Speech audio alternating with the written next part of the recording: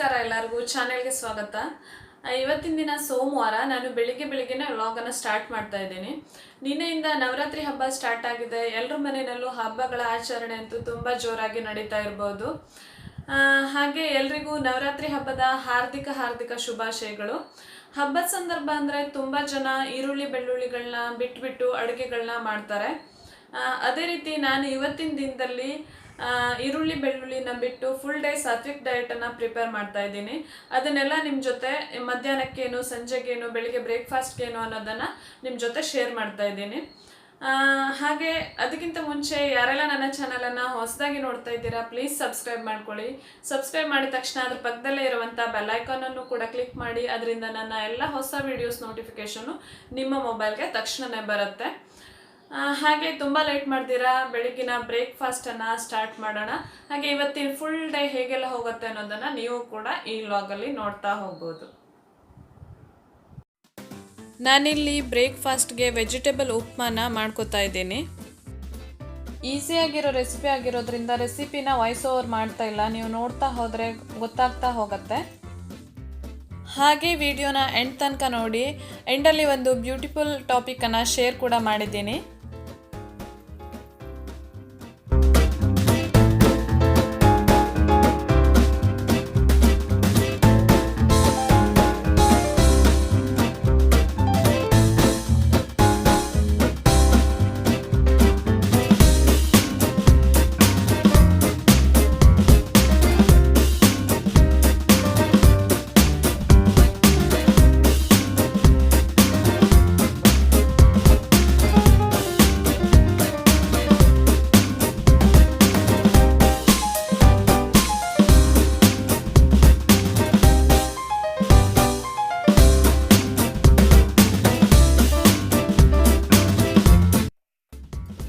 ಇವಾಗ ರುಚಿಯಾಗಿರುವಂಥ ಸಾತ್ವಿಕ್ ಉಪ್ಮಾ ಕೂಡ ತಿನ್ನೋದಕ್ಕೆ ರೆಡಿ ಆಯಿತು. ತುಂಬಾ ಟೇಸ್ಟಿಯಾಗಿ ಬಂದಿತ್ತು. ನೀವು ಕೂಡ ಒಂದ್ಸಲ ಈ ರೆಸಿಪಿನ ಖಂಡಿತ ಟ್ರೈ ಮಾಡಲೇಬೇಕಾದಂಥ ಒಂದು ರೆಸಿಪಿ ಅಂತ ಹೇಳ್ಬೋದು. ಹಾಗೆ ನಾನು ಸ್ನಾನ ಎಲ್ಲ ಆದಮೇಲೆ ನಿನ್ನೆ ದಿನ ದೇವ್ರಿಗೆ ಹಾಕಿರೋ ಹೂವನ್ನು ಈ ರೀತಿ ಗಿಡದ ಬುಡದಲ್ಲಿ ಹಾಕ್ತಾ ಇದ್ದೀನಿ. ಆ್ಯಕ್ಚುಲಿ ಈ ಸೇವಂತಿಗೆ ಹೂವಿನಲ್ಲಿ ಸ್ವಲ್ಪ ಆ್ಯಂಟಿ ಫಂಗಲ್ ಪ್ರಾಪರ್ಟಿ ಇರೋದ್ರಿಂದ ಫಂಗಲ್ ಇನ್ಫೆಕ್ಷನನ್ನು ಸ್ವಲ್ಪ ಕಡಿಮೆ ಮಾಡುತ್ತೆ ಗಿಡಗಳಿಗೆ. ಹಾಗೆ ಗಿಡದ ಮೇಲೆ ಆಗಿರುವಂಥ ಧೂಳನ್ನು ಕೂಡ ನಾನು ಒಂದು ಒದ್ದೆ ಬಟ್ಟೆಯಿಂದ ಈ ರೀತಿ ಒರೆಸ್ಕೊತಾ ಇದ್ದೀನಿ. ಯೂಶ್ವಲಿ ನಾನು ಬಾತ್ರೂಮಲ್ಲಿ ಶವರ್ ಕೆಳಗಡೆ ಈ ರೀತಿ ಇಟ್ಬಿಡ್ತೀನಿ. ಸಮ್ಟೈಮ್ಸ್ ಹಾಗೆ ಮಾಡ್ತೀನಿ. ಇದು ಸಿಮೆಂಟ್ ಪಾಟ್ ಆಗಿರೋದ್ರಿಂದ ಆ ಥರ ಮಾಡೋಕ್ಕಾಗಲಿಲ್ಲ.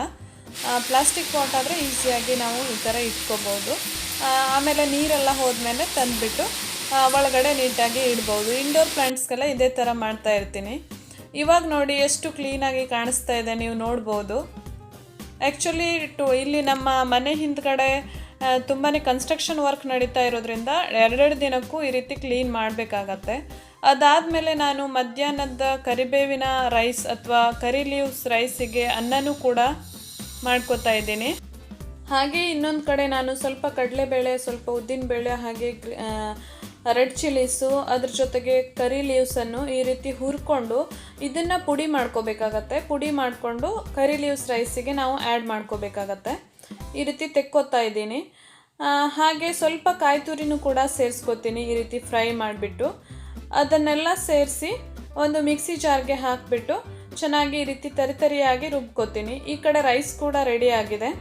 ಇವಾಗ ನಾನು ಒಂದು ಪ್ಯಾನಲ್ಲಿ 1 ಟೇಬಲ್ ಸ್ಪೂನ್ ಆಗೋಷ್ಟು ಕೊಬ್ಬರಿ ಎಣ್ಣೆ ಹಾಕಿಬಿಟ್ಟು ಸ್ವಲ್ಪ ಸಾಸಿವೆ ಹಾಕಿ, ಸಾಸಿವೆ ಚಿಟಪಟ ಅಂದಮೇಲೆ ಅದಕ್ಕೆ ಶೇಂಗಾ ಬೀಜ ಮತ್ತು ಗೋಡಂಬಿ ಹಾಕಿ ಹುರ್ಕೋತೀನಿ. ಅದಾದಮೇಲೆ ಸ್ವಲ್ಪನೇ ಕಡಲೆಬೇಳೆ, ಉದ್ದಿನಬೇಳೆ ಕೂಡ ಸೇರಿಸ್ಕೊತಾ ಇದ್ದೀನಿ.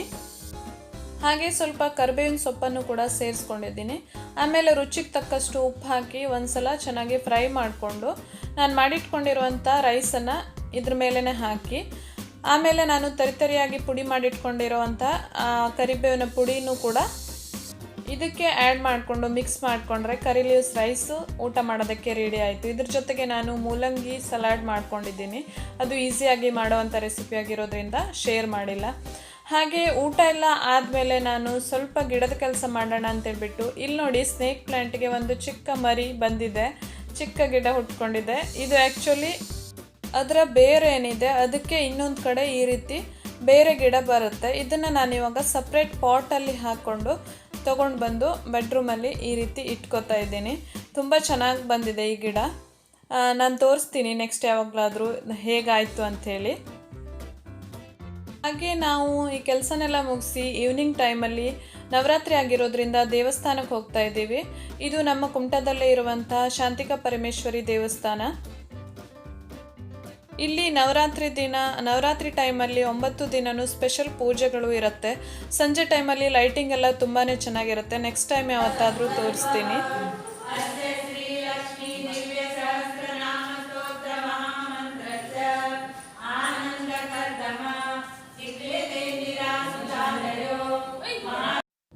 ದೇವಸ್ಥಾನದಲ್ಲಿ ಭಜನಾ ಕಾರ್ಯಕ್ರಮಗಳೆಲ್ಲ ನಡೀತಾ ಇದ್ದದ್ದನ್ನು ನೀವು ನೋಡಿರ್ಬೋದು. ಹಾಗೆ ನಾವು ಹೊರಗಡೆಯಿಂದ ದೇವಸ್ಥಾನ ಹೇಗೆ ಕಾಣಿಸುತ್ತೆ ಅನ್ನೋದನ್ನು ನಾನು ದೂರಿಂದ ತೋರಿಸ್ತಾ ಇದ್ದೀನಿ.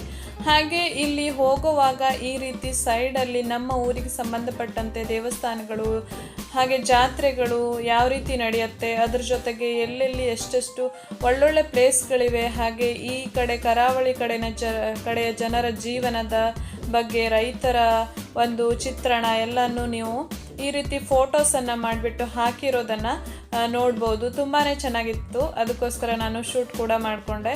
ಅದಾದಮೇಲೆ ನಾವು ಇನ್ನೊಂದು ದೇವಸ್ಥಾನ ಮಹಾಸತಿ ದೇವಿ ದೇವಸ್ಥಾನಕ್ಕೂ ಕೂಡ ಹೋಗಿ ಬಂದ್ವಿ. ನಾವು ದೇವಸ್ಥಾನಕ್ಕೆಲ್ಲ ಹೋಗಿ ಬಂದಿದ್ದಾದಮೇಲೆ ಇವಾಗ ವಾಕಿಂಗ್ ಅಂತೇಳಿ ಒಂದು ರೋಡ್ಗೆ ಬಂದಿದ್ದೀವಿ. ಆ್ಯಕ್ಚುಲಿ ನಾವು ಪ್ರತಿದಿನ ಬೇರೆ ಬೇರೆ ಕಡೆ ವಾಕಿಂಗ್ ಹೋಗೋದಕ್ಕೆ ಟ್ರೈ ಮಾಡ್ತೀವಿ. ಸೇಮ್ ರೋಡ್ ಅಥವಾ ಸೇಮ್ ಗ್ರೌಂಡ್ಗೆ ಪ್ರತಿದಿನ ವಾಕ್ ಮಾಡೋಕ್ಕೆ ಹೋದರೆ ವಾಕಿಂಗ್ ಮಾಡೋದು ಒಂಥರ ಬೋರ್ ಅನಿಸುತ್ತೆ. ಅದಕ್ಕೋಸ್ಕರ ಬೇರೆ ಬೇರೆ ಕಡೆ, ಯಾಕಂತಂದರೆ ನಮ್ಮ ಹಳ್ಳಿ ಕಡೆ ಒಂದು ಚಿಕ್ಕ ಹಳ್ಳಿಗೆ ಹೋಗೋದಕ್ಕೆ ಬೇರೆ ಬೇರೆ ರೋಡ್ಗಳಿರುತ್ತೆ. ನಮ್ಗೆ ಹತ್ತಿರದಲ್ಲಿ ಯಾವ ರೋಡ್ ಇದೆಯೋ ಆ ರೋಡಿಗೆ ಬಂದುಬಿಟ್ಟು ವಾಕ್ ಮಾಡೋದು. ಅದರಿಂದ ನಮ್ಗೆ ಬೋರ್ ಕೂಡ ಆಗಲ್ಲ. ದೀಪಕ್ ನೋಡಿ ಹಿಂದ್ಗಡೆ ನಿಧಾನಕ್ಕೆ ಬರ್ತಾ ಇರೋದು ನಿಮಗೆ ಕಾಣಿಸ್ತಾ ಇರ್ಬೋದು. ಹಾಗೆ ಇವತ್ತಿನ ಬೆಳಗಿನ ಬ್ರೇಕ್ಫಾಸ್ಟ್, ಮಧ್ಯಾಹ್ನದ ಲಂಚ್ಗೆ ಮಾಡಿರುವಂಥ ರೆಸಿಪೀಸ್ ಎಲ್ಲ ಹೇಗಿತ್ತು ಅಂತ ಕಮೆಂಟ್ ಸೆಕ್ಷನಲ್ಲಿ ತಿಳಿಸೋದನ್ನು ಮರಿಬೇಡಿ. ನೀವು ಕೂಡ ಒಂದ್ಸಲ ಟ್ರೈ ಮಾಡಿ. ಇನ್ನೇನು ನಾವು ವಾಕಿಂಗ್ ಮುಗಿಸಿ ಸ್ವಲ್ಪ ಹೊತ್ತು ಇಲ್ಲೇ ಇಲ್ಲಾದರೂ ಕೂತ್ಕೊಂಡು ಒಂದು 10 ನಿಮಿಷ ಕೂತ್ಕೊಂಡು ಹಾಗೆ ಮನೆಗೆ ಹೋಗಬೇಕು. ಮನೆಗೆ ಹೋದ್ಮೇಲೆ ಡಿನ್ನರ್ ಕೂಡ ಪ್ರಿಪೇರ್ ಮಾಡಬೇಕು. ಏನು ಮಾಡಿದ್ದೀನಿ ಅಂತ ಕೂಡ ಆಮೇಲೆ ಶೇರ್ ಮಾಡ್ತೀನಿ. ಈ ರೋಡಿನ ಸುತ್ತಲೂ ನೋಡೋದಕ್ಕೆ ಹೇಗಿದೆ ಅನ್ನೋದನ್ನು ನಿಮಗೆ ಈಗ ಒಂದ್ಸಲ ನಾನು ತೋರಿಸ್ತೀನಿ.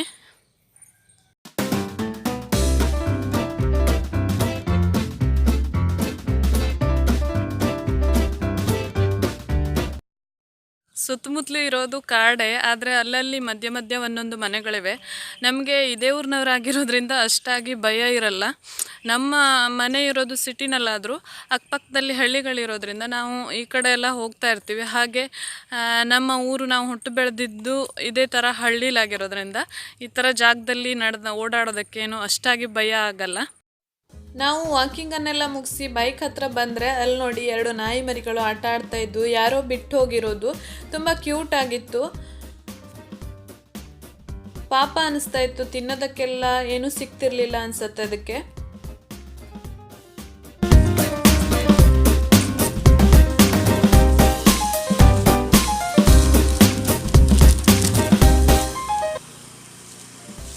ಹಾಗೆ ಇಲ್ಲೊಂದು ಮಜಾ ನೋಡ್ಬೋದು ನೀವು.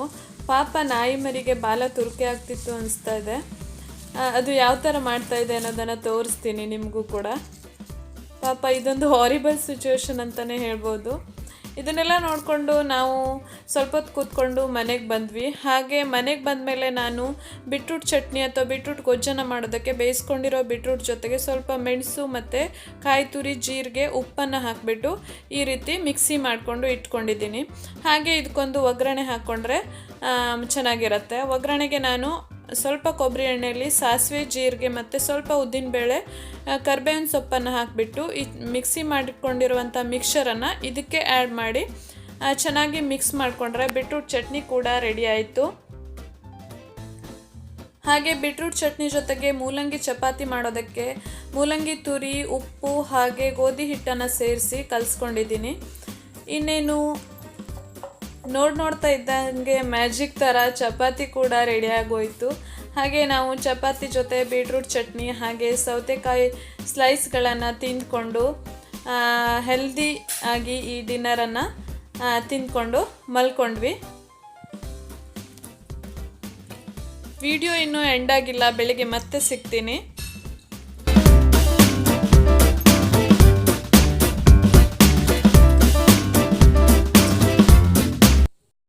ಆ್ಯಕ್ಚುಲಿ ನಿನ್ನೆ ರಾತ್ರಿ ವಿಡಿಯೋನ ಎಂಡ್ ಮಾಡಬೇಕಿತ್ತು, ಬಟ್ ನನಗೆ ಎಂಡ್ ಮಾಡೋದಕ್ಕೆ ಏನಾದರೂ ಕರೆಕ್ಟಾದ ಟಾಪಿಕ್ ಬೇಕು ಅಂತ ಅಂದ್ಕೊಂಡಿದ್ದೀನಿ. ಇನ್ನು ಮುಂದಿನ ನೆಕ್ಸ್ಟ್ ವೀಡಿಯೋಸ್ಗಳಲ್ಲೆಲ್ಲ ಹಾಗೆ ಯಾವುದಾದ್ರೂ ಒಂದು ಒಳ್ಳೆ ಟಾಪಿಕಲ್ಲಿ ವೀಡಿಯೋಸನ್ನು ಮಾಡಬೇಕು.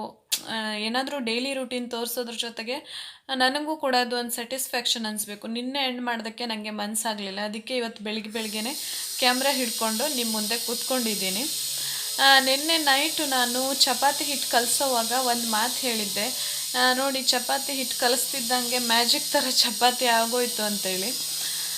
ಆ್ಯಕ್ಚುಲಿ ಅದು ನಾನು ಹೇಳಿದ್ದು ಜೋಕಿಗೆ, ಬಟ್ ಆ ಮ್ಯಾಜಿಕ್ ಥರ ಆಗೋಯ್ತು ಅಂತ ಹೇಳಿದವಾಗ ನನಗೊಂದು ಯೋಚನೆ ಬಂತು. ಏನಂತಂದರೆ, ಆ ಮ್ಯಾಜಿಕ್ ಅನ್ನೋ ವರ್ಡಿಗೆ ಎಷ್ಟು ಮೀನಿಂಗ್ ಇದೆ, ಎಷ್ಟು ನಿಜ ಅನ್ನಿಸ್ತು. ಲೈಫ್ ಕೂಡ ಅದೇ ಥರ, ನಾವು ಸುಮ್ಮನೆ ನೋಡ್ತಾ ಕೂತ್ರೆ ಮ್ಯಾಜಿಕ್ ಥರ ಕಳೆದೋಗ್ಬಿಡತ್ತೆ. ಯಾಕಂತಂದರೆ ನಾವೇನೋ ಅಂದುಕೊಂಡಿರ್ತೀವಿ, ಅದು ಇನ್ನೇನೋ ಆಗಿರುತ್ತೆ. ಒಳ್ಳೇದಾದರೆ ಪರವಾಗಿಲ್ಲ, ಕೂಲಾಗಿ ಖುಷಿಯಾಗಿರ್ತೀವಿ. ಅದ್ರ ಬದಲಾಗಿ ಏನಾದರೂ ಬೇಡದೇ ಇರೋದಾದವಾಗ ಮನಸ್ಸಿಗೆ ತುಂಬ ಬೇಜಾರಾಗತ್ತೆ, ತುಂಬ ನೋವು ಪಡ್ತೀವಿ. ಅದಕ್ಕೆಲ್ಲ ಕಾರಣ ಯಾರು ಅಂತ ಯೋಚನೆ ಮಾಡಿದವಾಗ ಪುನಃ ಆ ಪ್ಲೇಸ್ಗೆ ನಾವೇ ಬರ್ತೀವಿ.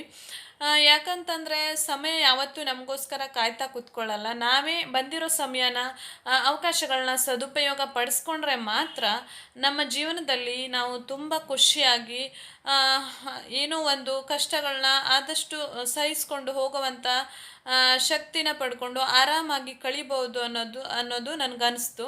ಹಾಗೆ ಈ ಟಾಪಿಕನ್ನು ಶೇರ್ ಮಾಡ್ಬೋದಲ್ಲ ನಿಮ್ಮ ಜೊತೆ ಅಂದ್ಕೊಂಡು ಮೊಬೈಲ್ ಹಿಡ್ಕೊಂಡು ಅದೇ ಟಾಪಿಕ್ ಹಿಡ್ಕೊಂಡು ಕೂತ್ಕೊಂಡಿದ್ದೀನಿ. ನಿಮಗೆಲ್ಲ ಇದ್ರ ಬಗ್ಗೆ ಏನು ಅನಿಸ್ತು ಅನ್ನೋದನ್ನು ಕಮೆಂಟ್ ಸೆಕ್ಷನ್ ಮೂಲಕ ನೀವು ಕೂಡ ನನಗೆ ತಿಳಿಸ್ಬೋದು. ಹಾಗೆ ನಮ್ಮ ಮುಂದಿನ ಜೀವನವನ್ನು ಆದಷ್ಟು ಒಳ್ಳೆ ಕೆಲಸಗಳಿಗಾಗಿ, ಅಂದರೆ ಸಮಯನ ಯೂಸ್ಫುಲ್ಲಾಗಿ ಕಳೆಯೋಣ. ನಮ್ಮ ಲೈಫ್ ಬಗ್ಗೆ ಸ್ವಲ್ಪ ಕೇರ್ಫುಲ್ಲಾಗಿ ಏನು ಮಾಡಬೇಕು ಅನ್ನೋದನ್ನು ಯೋಚನೆ ಮಾಡ್ತಾ ಸೀರಿಯಸ್ ಆಗಿ ಟೈಮನ್ನು ತಗೊಂಡು ಯೂಸ್ ಮಾಡ್ಕೊಳ್ಳೋಣ ಅಂತ ಹೇಳಿಬಿಟ್ಟು ಇವತ್ತಿನ ಲಾಗನ್ನು ಕೂಡ ಇಲ್ಲಿಗೆ ಎಂಡ್ ಮಾಡ್ತಾ ಇದ್ದೀನಿ. ಸೊ ವಿಡಿಯೋ ಇಷ್ಟ ಆಗಿದ್ದರೆ ಒಂದು ಲೈಕ್ ಮಾಡಿ, ಚಾನೆಲ್ಗೆ ಹೊಸಬರಾಗಿದ್ದಂಥವರು ಸಬ್ಸ್ಕ್ರೈಬ್ ಕೂಡ ಮಾಡ್ಕೊಳ್ಳಿ. ಸೊ ಸಿಗೋಣ ನನ್ನ ನೆಕ್ಸ್ಟ್ ವಿಡಿಯೋದಲ್ಲಿ. ಅಲ್ಲಿ ತನಕ ಟೇಕ್ ಕೇರ್, ಬಾಯ್.